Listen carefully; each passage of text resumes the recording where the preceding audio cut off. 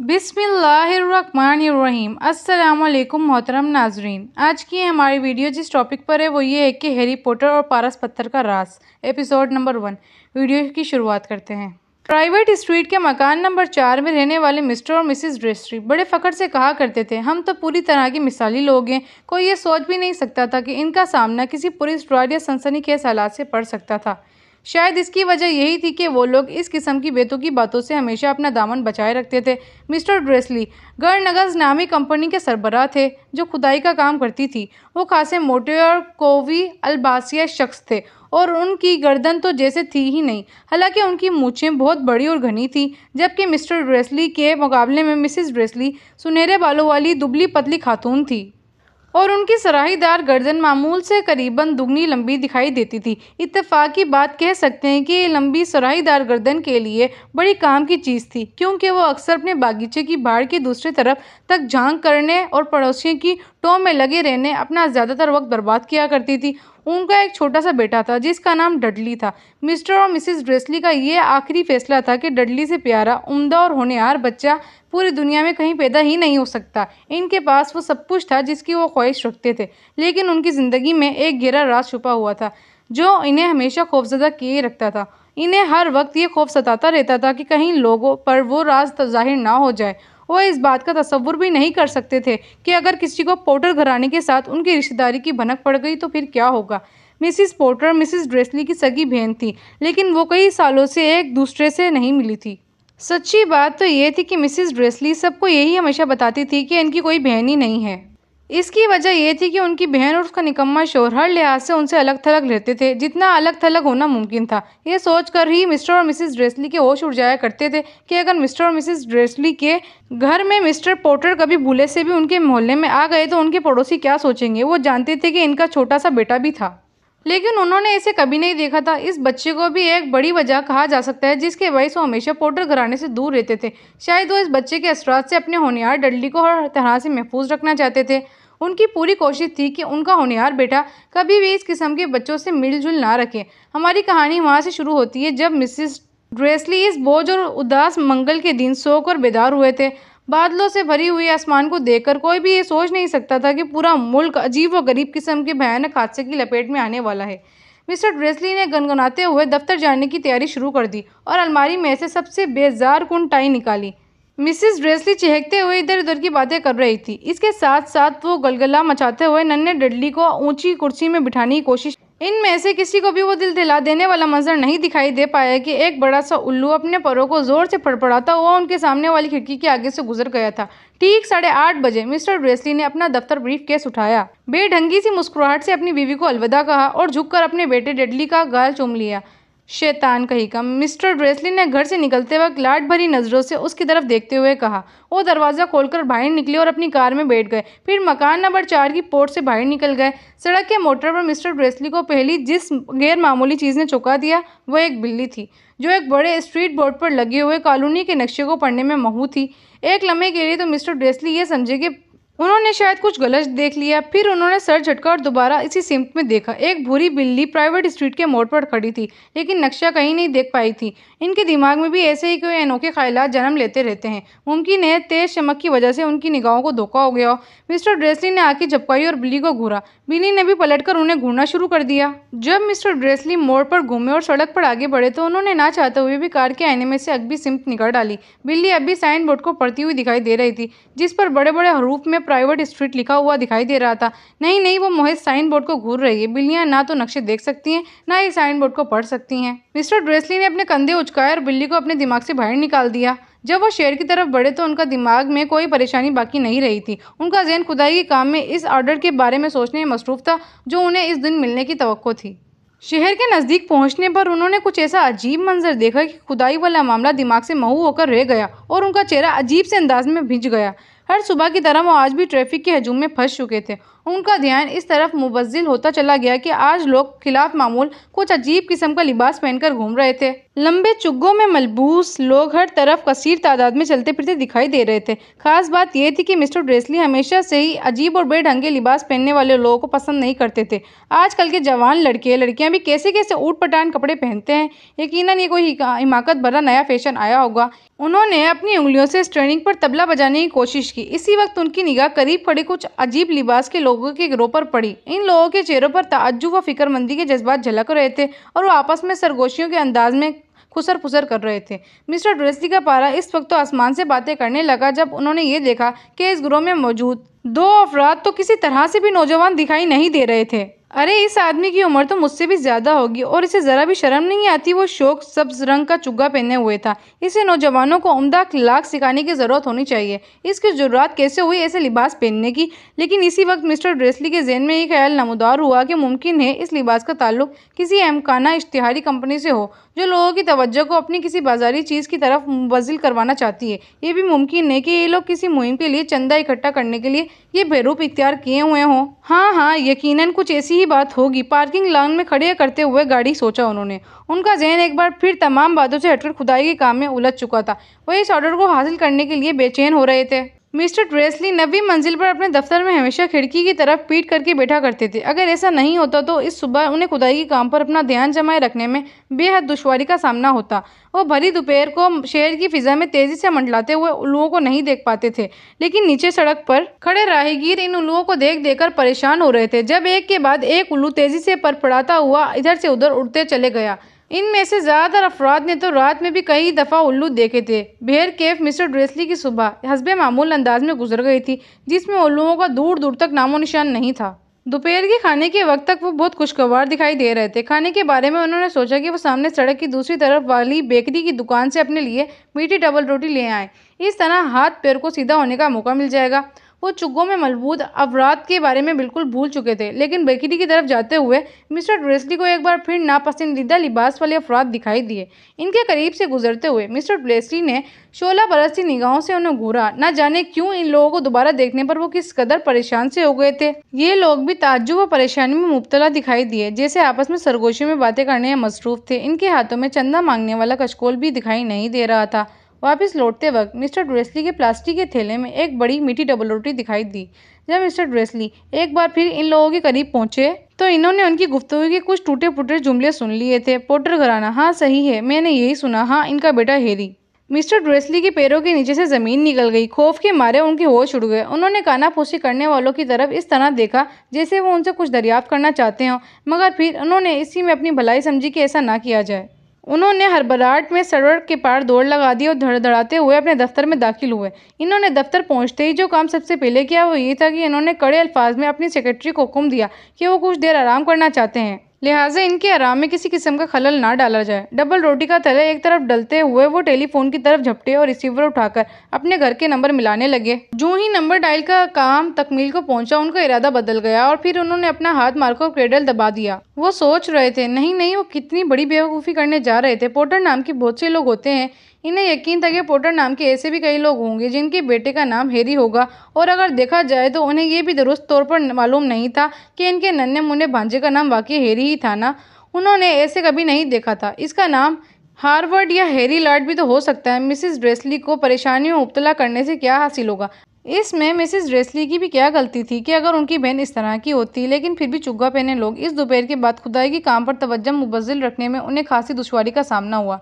जब वो 5 बजे दफ्तर के काम निपटाकर इमारत से बाहर निकले तो फिक्रमंदी में ऐसे डूबे कि गेट से निकलते ही एक शख्स से टकरा गए। माफ़ कीजिएगा, मिस्टर ड्रेसली हड़बड़ाहट के आलम में बोले, क्योंकि उनके भारी भरकम जिस्म से टकराने के बाद एक ठिगना और बदसतूर आदमी जमीन बोस हो चुका था। कुछ सेकंड के बाद मिस्टर ड्रेसली की तवज्जो इस तरफ मुवज्जिल हुई कि इस ठिगने की शख्स ने भी अरगवानी रंग का चुग्गा पहन रखा था। टकराने और जमीन पर करीबन गिर जाने के बावजूद भी इस ठिगने शख्स के चेहरे पर नाराजगी या किसी किस्म की कोई परेशानी का कोई तासुर नहीं दिखा दे रहा था। खिलाफ मामूल इसके चेहरे पर गहरी मुस्कुराहट तैर रही थी। इसने उठने की कोशिश की। कोई बात नहीं, आज मुझे कोई भी चीज़ परेशान नहीं कर सकती। आज का दिन इतनी खुशी का है कि तुम्हारे जैसे मागल को भी जश्न मनाना चाहिए, इसने अपनी चिनचिनाती सी कांपती हुई आवाज़ में कहा, और उसकी आवाज़ इतनी अजीब थी कि आसपास के लोग उसे घूरने लगे। इस बदसतूर ठिगने शख्स ने उठकर मिस्टर ड्रेसली की कमर में हाथ डालकर उन्हें गले लगाया और वहां से चल दिया। मिस्टर ड्रेसली हक्का बक्का किसी दरख्त की मानिंद वहीं के वहीं खड़े रह गए। ऐसा लग रहा था जैसे उनके पांव जमीन से चिपक गए हों। एक अजनबी शख्स ने न सिर्फ उन्हें गले लगाया बल्कि वो उन्हें मागल भी कह गया था। इस लफ्ज का चाहे जो भी मतलब हो, मगर इनके दिमाग की चोलें तक हिल गई थी। वो लड़खड़ाते हुए कदमों से अपनी कार की तरफ लपके और घर की तरफ चल दिए। उन्हें कभी उम्मीद थी कि ये सब बातें महज क़यासत के अलावा और कुछ नहीं है। ये सच था कि इस किस्म की उम्मीद उन्होंने आज से पहले कभी भी नहीं बांधी थी, क्योंकि वो तख्कील की उड़ान को सरे से पसंद ही नहीं करते थे। जब वो अपने घर के पोर्च में अंदर दाखिल हुए तो उन्होंने जो पहली चीज़ देखी उसे देखकर उनका दिमाग और भी खराब हो गया। जिस बुरी बिल्ली को उन्होंने सुबह देखा था वो अब उनके बागीचे की मंडेर पर बैठी हुई थी। उन्हें कामिल यकीन था कि ये वही बिल्ली थी, क्योंकि उसकी आंखों के चारों तरफ भी इसी तरह के निशान थे। शिश शिश, मिस्टर ड्रेसली ने गुर्राती आवाज में हंकार उभरा। बिल्ली टस से मस ना हुई। उसके बजाय उसने मिस्टर ड्रेसली की तरफ घूरकर देखा। मिस्टर ड्रेसली हैरान रह गए। क्या ये आम बिल्लियों जैसा अंदाज था?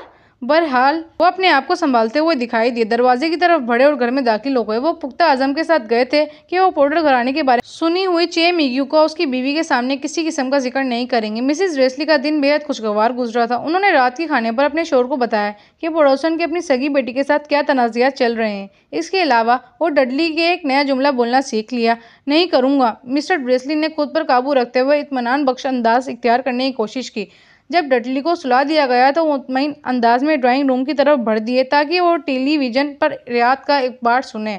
उन्होंने टीवी चलाया तो खबरनामा जारी था। मिस्टर ड्रेसली इत्मीनान से बैठकर खबरें सुनने लगी। आखिर में हर जगह के लोग बता रहे हैं कि मुल्क भर के उल्लुओं की हरकतें आज बहुत अजीब थी। हालांकि उल्लू आमतौर पर रात को ही शिकार करते हैं और दिन की रोशनी में शायद ही कम दिखाई देते हैं, लेकिन आज सूरज निकलने के बाद से सैकड़ों उल्लू हर सिमत उड़ते हुए दिखाई दिए। माहिरीन अभी तक इस बात का सुराग नहीं लगा पाए कि उल्लुओं ने अचानक अपने नींद के औकात क्यों बदल दिए हैं। खबरें पढ़ने वाले ने मुस्कुराते हुए कहा, बड़ी अजीब बात है। और अब मौसम के बारे में आगाही के लिए जिम मेकिन गोफिन, क्या आज रात को भी उल्लुओं की बारिश होने की तवक्को की जा सकती है? हेलो टेडिट, माहिर मौसमियात ने कहा, मैं इसके बारे में तो कुछ नहीं कह सकता, लेकिन आज सिर्फ उल्लुओं की हरकतें अजीब नहीं रही। कैंट, यॉर्कशायर और दंदई के इलाकों से मुख्तलिफ अफराद ने मुझे टेलीफोन करके आगाह किया कि मैंने कल जिस बारिश की पेशेनगोई की थी उसके बजाय आज आसमान से नोकीले और तेज़ अंगारों की मूसलाधार बारिश होती रही है। उनका कहना था कि जैसे आसमान पर मौजूदा सितारे बुलछड़ियों की तरह टूटकर ज़मीन पर गिर रहे हों। शायद लोग अलू वाली भड़कीली रात का जश्न कुछ जल्दी ही मना रहे हैं, जो अगले हफ्ते मुनक्किद होना है। लेकिन दोस्तों, मेरा यकीन करें कि आज रात को यकीनी तौर पर पानी ही बरसेगा। मिस्टर ड्रेसली बर्फ़ की मानिंद अपनी कुर्सी पर जमे के जमे रह गए। पूरे बरतानिया में अंगारों की बारिश, दिन की रोशनी में उल्लुओं की परवास, हर जगह चुग्गों में घूमते हुए पुरस्कार लोग और पोटर घराने के बारे में सरगोशियाँ। इसी लम्हे मिसेस ड्रेसली चाय के 2 कप उठाए ड्राइंग रूम में दाखिल हुई। अब बताएं, बिना कोई चारा नहीं था। इन्हें अपनी बीवी को कुछ तो बताना ही पड़ेगा। उन्होंने घबराते हुए खनकारा, अपना गला साफ किया। ओ पतोनिया डेयर, हाल में तुम्हारे बहन की कोई खबर मिली है क्या? वो बमुश्किल बोल पाए। बिल्कुल वैसा ही जैसा हुआ कि उन्हें तवक्को थी। मिसेस ड्रेसली को ना सिर्फ हैरत का झटका लगा बल्कि उनके चेहरे पर नागवारी का गुस्सा झलकने लगा। आम तौर पर वो लोग जानते थे कि मिसेस ड्रेसली की कोई भी बहन नहीं थी। नहीं, मिसेस ड्रेसली तीखी आवाज़ में गुर्राई, क्यों? खबरनामे में अजीब किस्म की खबरें सुनाई जा रही हैं, मिस्टर ड्रेसली ने धीमी सी आवाज़ में कहा। उल्लुओं की दिन में परवाज़, आसमान से अंगारों की बारिश और शहर भर में आज बहुत ही अजीब लिबास में मलबूस पुरस्कार किस्म के लोग घूम रहे थे। तो मिसेस ड्रेसली ने तिमतमाते हुए सवाल किया। तो मैंने सोचा शायद कहीं हो ना हो इसका ताल्लुक इन लोगों से है, इनकी तरह के लोगों से तो नहीं है। मिस्टर ड्रेसली ने हकलाते हुए कहा। इनके चेहरे पर पसीना नमूदार हो गया था। मिसेस ड्रेसली होंठ सकोड़ कर अपनी चाय की चुस्कियां लेती रही। मिस्टर ड्रेसली को ख्याल आया कि क्या इनमें अपनी बीवी को ये बताने की हिम्मत थी कि उन्होंने पोर्टर का नाम सुना है। बिल आखिर वो इस नतीजे पर पहुंचे कि उनमें इतनी हिम्मत नहीं थी। इसके बजाय वो पुरसकून अंदाज में कह सकते थे। इन्होंने कहा, उनका बेटा, इसकी उम्र भी अपने डडली जितनी ही होगी ना? मेरे ख्याल से इतनी ही होनी चाहिए, मिसेस ड्रेसली ने कड़क दार लहजे में कहा। वो वैसे उसका नाम क्या है? हीरा लड है ना? मिस्टर ड्रेसली ने हिचकिचाते हुए कहा। हैरी, मेरा ख्याल में ये बहुत ही घटिया और सड़क छाप किस्म का नाम है। और नहीं तो क्या? मिस्टर ड्रेसली जल्दी से बोले, लेकिन अब उनका दिल बुरी तरह से डूबता जा रहा था। मेरा भी यही ख्याल है। जब वो लोग सोने के लिए बलाई मंजिल पर चले गए तो उसके बाद मिस्टर ड्रेसली इस मौजू पर एक लफ्ज भी नहीं बोल पाए। जब मिसिस ड्रेसली बाथरूम में गई तो मिस्टर ड्रेसली चुपके से उठे और बेडरूम की खिड़की के पास पहुंचे। उन्होंने खिड़की में झांककर सामने वाले बगीचे पर निगाह डाली तो उनका दिल धक से रह गया। पुलिस रॉयल बिल्ली अभी भी वहीं मौजूद थी। वो प्राइवेट स्ट्रीट के मोड़ पर नजरें दौड़ाती हुई दिखाई दी। मिस्टर ड्रेसली को यूं लगा जैसे उसे किसी का आमद का इंतजार है। क्या ये उनके दिमाग का वहम था या फिर इन सब का पोर्टर घराने से कोई ताल्लुक जुड़ा हुआ था? बहरे कैफ ये तो था कि वो बर्दाश्त नहीं कर पाएंगे। मिस्टर और मिसेस ड्रेसली बिस्तर पर लेट गए। मिसेस ड्रेसली तो फौरन नींद की आगोश में उतर गई और उनके हलक से सीटी सी आवाज के धीमे धीमे खर्राटे बरामद हो रहे थे। लेकिन मिस्टर ड्रेसली देर तक जागते रहे और दिल ही दिल में दिन भर के वाकयात पर गौर करते रहे। सोने से पहले उनके जहन में ढारस बांधने वाला आखिरी ख्याल यही था कि अगर पोर्टर घराने का उन अजीब वाकयात से कोई ताल्लुक हो भी तो भी डरने वाली कोई बात नहीं थी, क्योंकि वो उनके और मिसेस ड्रेसली के पास क्यों आएंगे। मिस्टर और मिसेस ड्रेसली बहुत अच्छी तरह से जानते थे कि इनके और उन जैसे लोगों के बारे में पतोनिया और वो कैसे ख्यालात रखते थे। मिस्टर ड्रेसली को समझ नहीं आ रहा था कि वो और पतोनिया किसी ऐसी चीज में किस तरह से उलझ सकते हैं जो इस वक्त हो रही होगी। उन्होंने गहरी जमाई ली और करवट बदली। उनका अंदाजा कितना गलत था। मिस्टर ड्रेसली भी भले कच्ची नींद में सो गए थे, मगर बाहर मंडेर पर बैठी बिल्ली की आंखों में कहीं नींद का निशान न था। वो अब भी किसी पुतले की तरह साकित बैठी हुई थी और पलके झपकाए बगैर प्राइवेट स्ट्रीट के दूर वाले मोड़ पर नजरें गड़ाई हुई थी।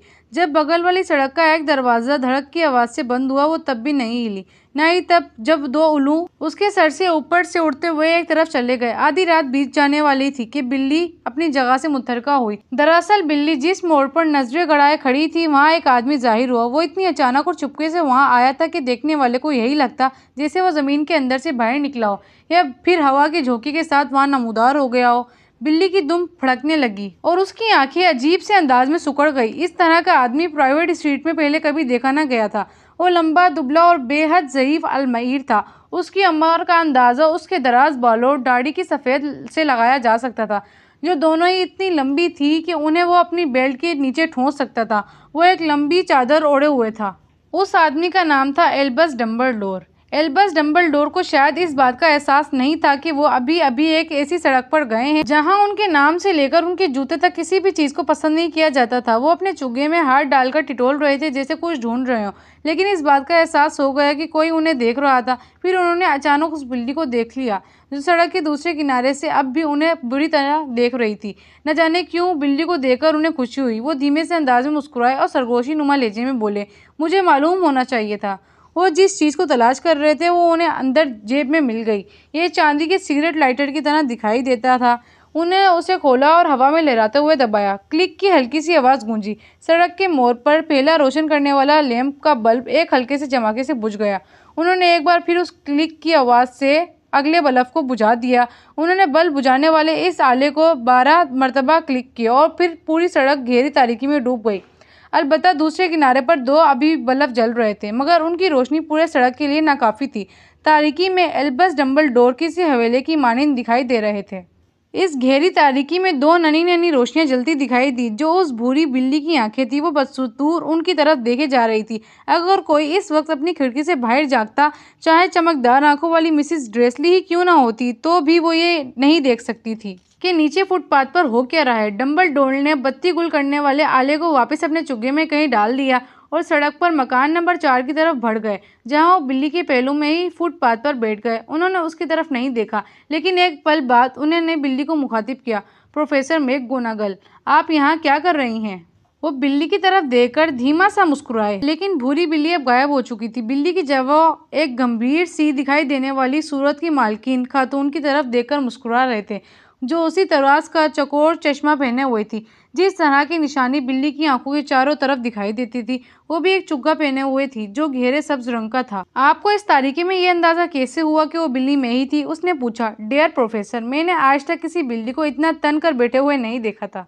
अगर आपको पूरा दिन ईंट की मंडेर पर बैठे रहने का इत्तेफाक होता तो यकीनन आप भी ऐसे ही तनकर बैठते, प्रोफेसर मैकगोनागल ने मुंह बनाकर कहा। दिन भर, जबकि आप भी जश्न मना सकती थी। वैसे अक्लमंदी इसी में होती है, सब थोड़ा मोहतात रहते, लेकिन ऐसा नहीं हुआ। हद हो गई है, यहाँ तो मागल भी जान चुके हैं कोई अजीब वाकया रूनुमा हुआ है। इनके खबरनामे में तरह तरह की खबरें गर्दिश कर रही हैं। इनका चेहरा लाशऊरी अंदाज में मिस्टर ड्रेसली के अंधेरे में डूबे हुए ड्राइंग रूम की खिड़की की तरफ घूमता चला गया।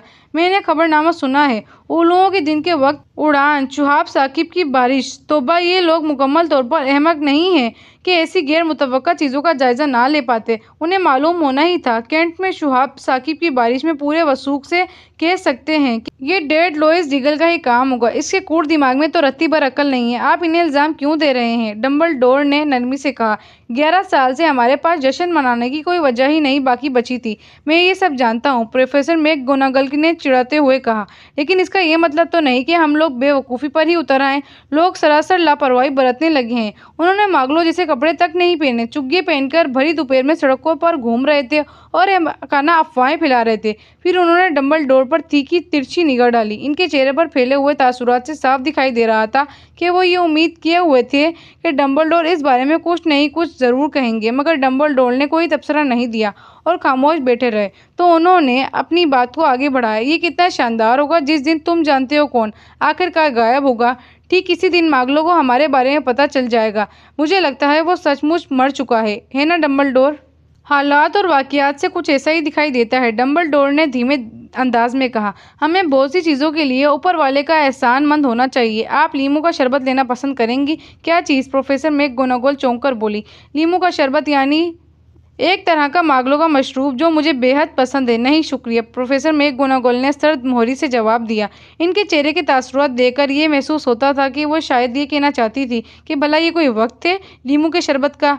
फिर वो सर झटक कर बोले, अगर तुम जानते हो कौन चला भी गया हो। डेयर प्रोफेसर, डंबलडोर ने बीच में से बात चक ली। कम अज कम आप जैसी समझदार खातून को तो उसका नाम लेना चाहिए। ये तुम जानते हो कौन की गिरदान छोड़ दें। मैं 11 साल से लोगों को ये समझाने की भरपूर कोशिश कर रहा हूँ कि वो उसे उसके असली नाम से पुकारा करें, वोल्डेमॉर्ट। ये नाम सुनते ही प्रोफेसर मैकगोनागल 2 कदम पीछे हट गए, जैसे वो नाम ना हो कोई कूड़ा हो।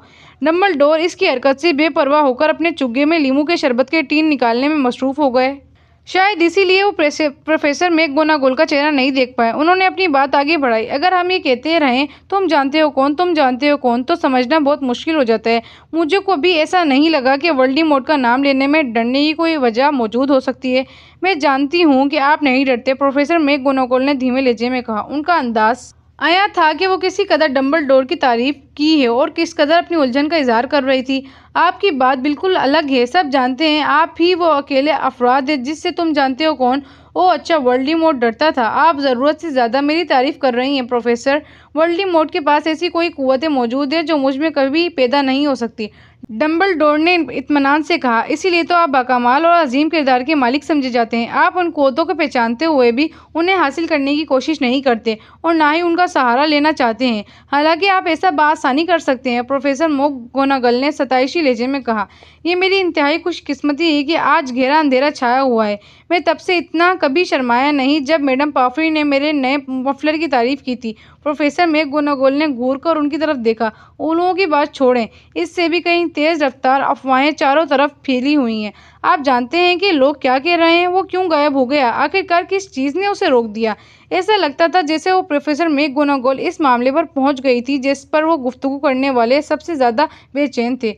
वो असली सबब जिसकी वजह से वो ठंडी पथरीली मंडेर पर दिन भर बैठकर इंतजार करती रही थी, क्योंकि ना तो बिल्ली के रूप में और ना ही इंसान के रूप में उन्होंने डंबलडोर पर पहले इतनी बारीक भी निगाह नहीं डाली थी जितनी कि वो इस वक्त डाल रही थी। ये बात साफ थी कि चाहे लोग कुछ भी कह रहे हों, वो इनकी बात पर तब तक यकीन नहीं करने वाली थी जब तक डंबलडोर खुद ना कह देते कि ये सब सच है। लेकिन डंबलडोर इस वक्त एक और नींबू के शरबत की टीन को छांट रहे थे और उन्होंने कोई जवाब नहीं दिया था। प्रोफेसर मैकगोनागल ने किसी कदर जोर देते हुए अपनी बात को जारी रखा। लोग कह रहे हैं कि वोल्डेमॉर्ट कल रात गोड्रिक येक हॉलवेज में पोटर खानदान की तलाश में गया था। अफवाह ये है कि लिली और जेम्स पोटर, वो लोग अब इस दुनिया में नहीं रहे।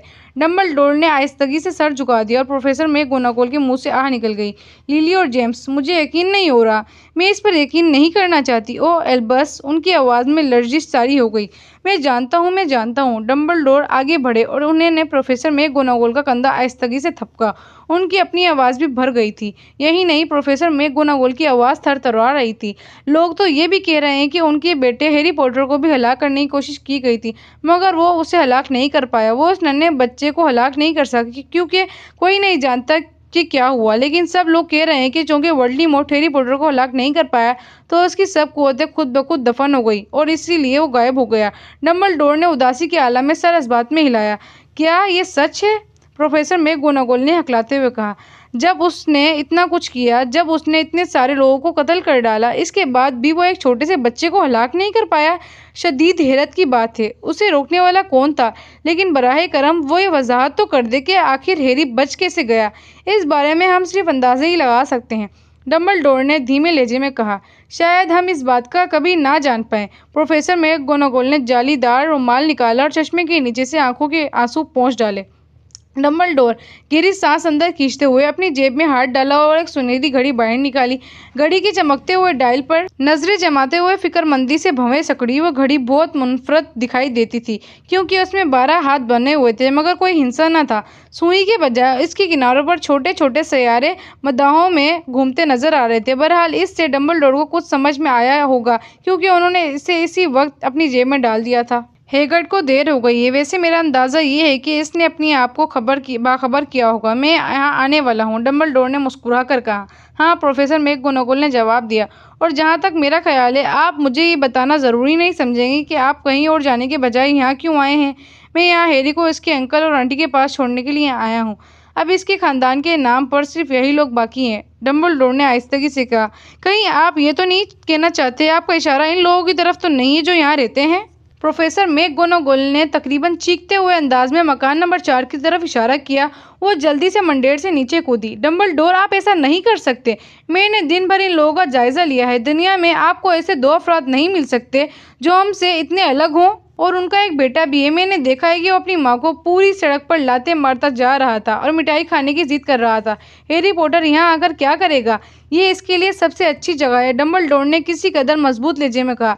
जब वो थोड़ा बड़ा हो जाएगा तो उसके अंकल आंटी उसे सब कुछ समझा देंगे। मैंने उनके लिए एक खत लिख दिया है। खत? प्रोफेसर मैकगोनागल ने मरी हुई आवाज़ में दोहराया और वो एक बार फिर बुझे अंदाज से मंडेर पर बैठ गई। डम्बलडोर, क्या आपको भरोसा है कि आप इन लोगों को एक खत के जरिए वो सारी बातें समझा देंगे? ये लोग ऐसे कभी नहीं समझ पाएंगे। वो बेहद मशहूर होगा, चारों तरफ उसके नाम का डंका बजेगा। मुझे इस बात पर भी कतई हैरत नहीं। हमारी दुनिया के हर बच्चे की ज़बान पर उसका नाम होगा। बिल्कुल बजा कहा प्रोफेसर। मकान नंबर 4 को बगौर देखते हुए कहा। ये सब बातें किसी भी आम बच्चे का दिमाग खराब करने के लिए काफ़ी साबित होंगी। वो मशहूर हो जाएगा उससे पहले कि वो बोलना और चलना सीख पाए। उसे तो वो सानिया भी याद नहीं होगा जिसके लिए वो मशहूर है। क्या आपको इस बात की शिद्दत का अंदाज़ा नहीं है कि अगर वो इन सब चीज़ों से दूर रहकर ही नशोनुमा पाए तो क्या ये ज़्यादा मुनासिब बात ना होगी, जब तक वो उसे झेलने के लिए ज़हनी तौर पर तैयार ना हो जाए? प्रोफेसर मैकगोनागल ने कुछ कहने के लिए अपना मुंह खोला, फिर इरादा बदलकर अपने ख्यालात को दबा लिया। हाँ हाँ, आप शायद दुरुस्त कह रहे हैं, मगर वो बच्चा आएगा कैसे? प्रोफेसर मैकगोनागल की चुभती हुई निगाहें डम्बलडोर के चुग्गे पर पड़ी, जैसे बच्चे उनके जुग्गे में कहीं छुपा हुआ हो। हेगर्ट उसे ला रहा है, डम्बलडोर ने मुख्तसर कहा। क्या? प्रोफेसर मैकगोनागल चौंक पड़ी। क्या आपको ठीक लगता है इतने अहम और ऐसे गैर मामूली काम के लिए हेगर्ट पर एतमाद किया जा सकता है? मुझे हेगर्ट पर अपनी जान से ज़्यादा भरोसा है, डम्बलडोर पूरे एतमाद लहजे में बोले। मैं ये नहीं कहती कि वो दिल का बुरा है, प्रोफेसर मैकगोनागल ने खुद पर काबू रखते हुए कहा। लेकिन आपको तो ये तसल्ली करना ही पड़ेगी कि वो थोड़ा लापरवाह और लाइबलाई फितरत का मालिक है। इसकी ये आदत है। ओह, ये कैसी आवाज़ सुनाई दे रही है? एक हल्की गड़गड़ाहट की आवाज़ ने उनके चारों तरफ फैले सकूत को तोड़ दिया। आवाज़ धीरे धीरे तेज होती जा रही थी। उन्होंने सड़क पर ऊपर से नीचे की तरफ आते हुए हेडलाइट्स की रोशनी को तलाश में, और जब आवाज़ बहुत ज़्यादा तेज हो गई तो उन्होंने ऊपर आसमान की तरफ देखा। ऊपर आसमान में एक भारी भरकम मोटरसाइकिल हवा में तैरती हुई नीचे की तरफ आ रही थी। देखते ही देखते मोटरसाइकिल सड़क पर हवाई जहाज़ की तरह उतर गई और सड़क पर रेंगती हुई उनके बिल्कुल सामने आकर खड़ी हो गई। मोटरसाइकिल बहुत बड़ी थी, लेकिन ये इस आदमी के मुकाबले में कुछ नहीं थी जो इस पर बैठा हुआ था। वो आम आदमी की जिसामत से दुगना लंबा था और कम से कम 5 गुना चौड़ा दिखाई देता था। वह एक दुम जंगली व वहशी आदमी था, क्योंकि बिखरे हुए बाल, सियाह बालों और फैली हुई दाढ़ी की लंबी लटों ने ज्यादातर चेहरे को छुपा रखा था। इसके हाथ कूड़ेदान के ढक्कन जितने बड़े थे और चमड़े के जूते में उसके पांव डॉल्फिन मछली के बच्चे की माने दिखाई देते थे। इस हट्टे कट्टे शख्स के चौड़े और मजबूत बाजू में कंबल की एक छोटी सी पोटली दबी हुई दिखाई देती। उसने मोटरसाइकिल का घड़घड़ाता हुआ इंजन बंद किया। हेगर्ड, उधार ली है जनाब प्रोफेसर डंबलडोर, हेगर्ड ने मुताद अंदाज में मोटरसाइकिल से उतरते हुए कहा। सीरियस ब्लैक ने ये मुझे उधार दी है, मैं इसे ले आया हूँ जनाब। कोई मुश्किल तो नहीं हुई? नहीं, घर तो करीबन पूरी तरह तबाह हो चुका है, लेकिन इससे पहले कि मागल चारों तरफ जमा हो जाते मैं इसे सही सलामत बाहर निकाल लाया। जब मैं ब्रिस्टल के ऊपर उड़ रहा था तो उसकी आंख लग गई थी, हेगर्ड ने मुस्कुराकर मुअद्दिब अंदाज में बताया। डंबलडोर और प्रोफेसर मैगोनागल दोनों आगे बढ़े और उन्होंने कंबल के ऊपर से झांका। अंदर एक छोटा बच्चा था जो गहरी नींद में सो रहा था। इसके माथे पर सियाह घने बालों के गुच्छे के एक अजीब से निशान का जख्म दिखाई देता था, जैसे वहां पर बिजली गिरी हो। क्या यहीं पर? प्रोफेसर मैगोनागल ने सरगोशी के अंदाज में पूछा। हाँ, डंबलडोर ने कहा, इसके माथे पर यह निशान जिंदगी भर रहेगा। क्या आप इस बारे में कुछ नहीं कर सकते? डंबलडोर ने, अगर मैं कर भी सकता तो भी नहीं करता। जख्म के निशान कई बार बहुत काम आते हैं। मेरे अपने एक बाएं घुटने के ऊपर एक ऐसा ही निशान है जो लंदन की जमीन 2 फर्द की बेहतरीन अलामत समझी जाती है। खैर, इसे मुझे दे दो हेगर्ड, अच्छा रहेगा अगर हम इसका काम जल्दी निपटा लें। डंबलडोर ने हैरी को अपनी बाहों में लिया और ड्रेसली घराने की तरफ घूम गए। क्या मैं इसे अलविदा कह सकता हूँ सर? प्रोफेसर डंबलडोर, हेगर्ड ने पूछा। इसने अपना बड़ा दियो जैसा बालों से भरा हुआ सर हैरी पर झुकाए हुए और अपने लटकते बालों को छूते हुए उसे बहुत हल्के से चूम लिया। फिर अचानक हेगर्ड के मुंह से ऐसी आवाज निकली जैसे कोई जख्मी कुत्ता रो रहा हो। शिश, प्रोफेसर मैगोनागल दबी हुई आवाज में बोली। मागल जाग जाएंगे, माफ कीजिएगा, हेगर्ड ने सिसकते हुए आस्तगी से कहा। इसने एक बड़ा सा दबे हुए दार रुमाल निकाला और उसमें अपना चेहरा छुपा लिया। लेकिन मैं उसे बर्दाश्त नहीं कर पाऊंगा। लिली और जिम्स मर गए और बेचारी छोटे से हैरी को मागलों के साथ रहना पड़ेगा। हाँ हाँ, बड़े दुख की बात है, मगर अपने आप को संभालो हेगर्ड, वरना लोग हमें देख लेंगे, प्रोफेसर मैगोनागल ने खुर्रत लहजे में सरगोशी करते हुए कहा। जब डंबलडोर बागीचे की निचली बाड़ को फलांगकर सामने वाले दरवाजे पर जा पहुंचे तो प्रोफेसर मैगोनागल हेगर्ड के बाजू को डरते डरते थपथपा रही थी। डंबलडोर ने हैरी को दरवाजे की सीढ़ियों से आगे दहलीज पर धीरे से लिटा दिया। अपने चुग्गे से एक खत निकाला और उसे हैरी के कंबल के अंदर एहतियात से डाल दिया और उसके बाद वो उन दोनों के पास वापस लौट आए। पूरे 1 मिनट तक वो तीनों खड़े रहे और उस छोटी सी पोटली को अफसोस और दुख भरी नजरों से तकते रहे। हेगर्ड के कंधे हिल रहे थे। प्रोफेसर मैगोनागल की पलकें तेजी के साथ झपकती दिखाई दे रही थी। प्रोफेसर डंबलडोर की आंखों में आमतौर पर दिखाई देने वाली चमक इस वक्त बिल्कुल नहीं दिखाई दे रही थी। तो अब डंबलडोर ने गहरी सांस भरते हुए कहा, अब हमारा काम खत्म हो चुका है, अब यहाँ रुकने की कोई ज़रूरत नहीं है। ज़्यादा बेहतर ये होगा अब हम यहाँ से चल दें और जश्न में शरीक हो जाएं। ठीक है जनाब, हेगर्ड ने दबी हुई आवाज़ में कहा। ये मोटरसाइकिल सीरियस ब्लैक को लौटा देता हूँ। शब बखैर प्रोफेसर मैगोनागल। सर प्रोफेसर डंबलडोर अपने बहते हुए आंसू को अपनी जैकेट के आस्तीनों से पोंछते हुए हेगर्ड मोटरसाइकिल पर सवार हुआ और पाँव मारकर उसके इंजन में जान डाल दी। फिर तेज गरज के साथ मोटरसाइकिल हवा में उठी और फिजा में उड़ती हुई रात के अंधेरे में कहीं गुम हो गई थी। प्रोफेसर मैगोनागल, मुझे पूरी उम्मीद है कि आपसे जल्द ही मुलाकात होगी, डंबलडोर ने सर हिलाते हुए कहा। प्रोफेसर मैगोनागल ने जवाब में अपनी नाक सुखेड़ दी। डंबलडोर घूमे और सड़क पर चल दिए। सड़क के मोड़ पर जाकर वो रुके और उन्होंने अपनी जेब से चांदी का सिगरेट लाइटर नुमा आला निकाला, जिसकी मदद से उन्होंने पूरी सड़क के बल्ब गुल कर दिए थे। उन्होंने उसे एक बार फिर दबाया और क्लिक की आवाज़ के साथ ही रोशनी के 12 गोले सड़क के लैंपों की तरफ लपके और प्राइवेट स्ट्रीक अचानक नारंगी रोशनी में नहा गया। डंबलडोर देख सकते थे कि सड़क के दूसरे सिरे पर एक भूरी बिल्ली एक तरफ चली जा रही थी। उन्हें नंबर 4 की सीढ़ी पर रखी हुई कंबल की पोटली की हल्की सी झलक दिखाई दे रही थी। हमेशा खुश रहना हैरी, उन्होंने धीमे अंदाज में कहा। फिर वो पलटे और चुग्गे को एक झटका देते हुए वहां से गायब हो गए। हल्की हल्की हवा प्राइवेट स्ट्रीट की सफाई सुथराई झाड़ुओं को हिला रही थी। सैया आसमान के नीचे सब कुछ पुरसुकून और ठीक ठाक दिखाई देता था। वो ये आखिरी जगह थी जहां आप हैरानकुन वाकयात के रूनुमा होने की उम्मीद कर सकते हैं। हैरी पॉटर ने सोते सोते अपने कंबल के अंदर ही करवट बदली। उसके नन्हे से हाथ ने अपने खत को मजबूती से पकड़ लिया और वो सोता रहा। वो नहीं जानता था कि वो खास था, ये भी नहीं कि वो मशहूर था, ये भी नहीं कि वो कुछ घंटों के बाद मिसेस वेस्ली की चीखें सुनकर बेदार होगा, ये भी नहीं जानता था कि अगले कुछ हफ्तों तक उसका खालाजाद भाई डडली उसे नोचे खसूटेगा और हर तरह से अजियत देगा। और ये भी नहीं जान सकता था कि इस वक्त पूरे मुल्क में छुप छुप कर मिलने वाले खास लोग अपने अपने मशरूब के गिलास उठाकर दबी आवाज़ में कह रहे होंगे, हैरी पॉटर के नाम, वो लड़का जो बच गया। जी तो मोहतरम नाजरीन, ये थी हमारी आज की एपिसोड। उम्मीद है कि आप लोगों को ये एपिसोड पसंद आई होगी। आज इसका पहला बाब ख़त्म हुआ। अगर आप लोग चाहते हैं कि आप लोग हैरी पॉटर की और एपिसोड सुनें तो आप लोग मेरे चैनल को सब्सक्राइब कर दें। वीडियो अच्छी लगी हो तो लाइक शेयर एंड कमेंट ज़रूर कीजिएगा। आज के लिए इतना ही।